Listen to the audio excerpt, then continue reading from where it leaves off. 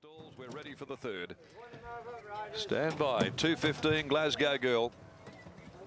Red light coming on. Are you right there? Mike's aboard the favourite. They're racing, missed the kick, Glasgow Girl. She came out 2 or 3 lengths behind them. Ice Maker the first to go from Dia Della Razza, Denim Pack and Cognac. Also out quickly now near the outside is Royalic driving across, but Ice Maker is going to lead them easily. Onto the side they come at the 7:50 mark, and Ice Maker settled 2 in front, Dia Della Razza, Royalic. On the rails, Cognac 4 3/4 Denim Pack. Wide on the track then is Transgressor.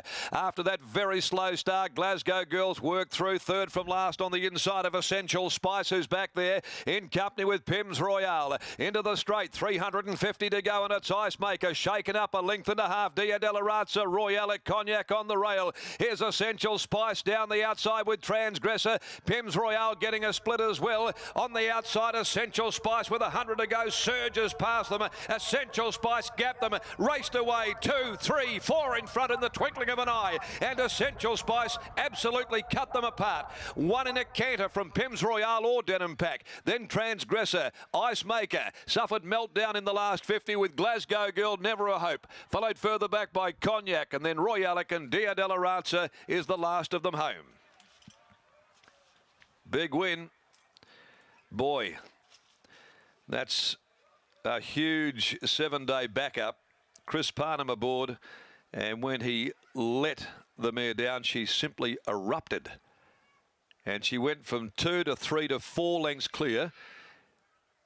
With every bound she took, she increased her lead to a length. And it was a most emphatic victory. 2 wins, 7 days, a gingerbread man mare out of Falls County, trained by Dan and Ben Pearce for Pearce Racing and partners, including Ron Sayers, who celebrates a race-to-race co-owners double.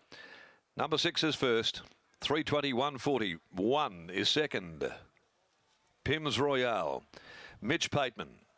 And third is number 7, Denim Pack. Fourth placing to 9, Transgressor. 6, 1, 7 and 9. So a stunning victory by Essential Spice, and that is her third in 12 starts. She drew wide, she went back, she was well off them. She's scorched home in 33.23. 33.23, low flying sectional, 4 1/4, a short head the margins. The time's 57.42. And that was a win. Magnificent victory by Essential Spice here with Chris Parnham. He got beaten a nose in the second and makes no doubt about it there in the third. Race 4's at 1:29. Number 5, Zara Tite, comes out there. Troy Turner's on 15, Almeidel. Here's Brittany down in the yard, and that was a breathtaking win there by Essential Spice. Oh, it was, Darren. The sentiments all around the yard is everyone, just the owners and everyone around saying, how good was that? Ben Pearce joins me now, and Ben, gee, that was a win and a half. Yeah, it was a sensational win. She really put them away, and we didn't expect it to be that far back, but with the hot speed, it really suited her well. I think that adds a little bit more merit to the performance too, because she jumped on terms with the leaders almost too well and had to be dragged back and then come with that run again. Yeah, no, it was a super effort. And like a little filly like she was as a 2 and 3 year old, she performed well early, and sort of you look at her and you think, oh, she might be one that you won't see later on, and bang, in the new season as a 4-year-old mare, she comes out and wins. On the 7-day backup, what did you see from her at home during the week? Was she back to her normal self and indicate that she's a horse that can indeed race on a quick backup?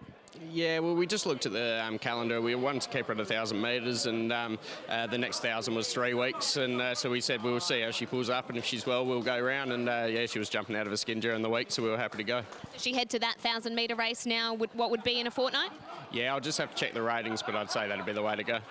Well done on the win. Thanks.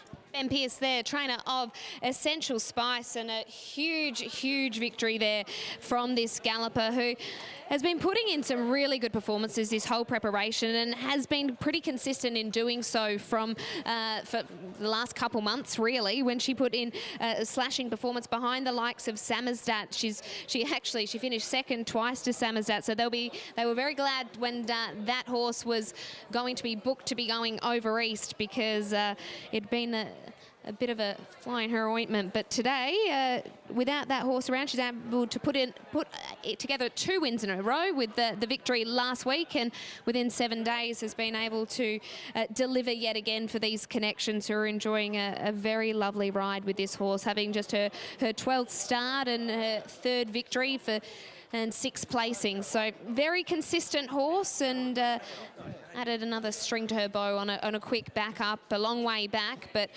her turn of foot just appeared devastating in those final stages, Chris. Yeah, it was. It was a good win. Settled back in the field, and I thought I was sort of going to be forward, but there was a little bit too much speed for me from the wide gate, and once I let her down, it was just instant, and she raced away. From that wide gate, she just appeared to jump almost too well, in that you had to really drag her back for that early part? She jumped good, but she didn't have enough speed to sort of sit right on the speed, so I had to drag back, otherwise I was going to be sort of 4 and 5 deep. But once she found that cover, she relaxed and let down good. You're conscious at all Mitch Pateman was to your inside on Pims Royale, who we know probably is going to be a talented galloper. Were you conscious of where you kept him in the run? I was probably always travelling better than him, so he was never going to be able to move me, but I was probably just more concentrating on my horse. And in the end, she just ran away with it. Well done. Thank you. Chris Parnham combining there with Dan and Ben Pearce, and Essential Spice. What a win that was.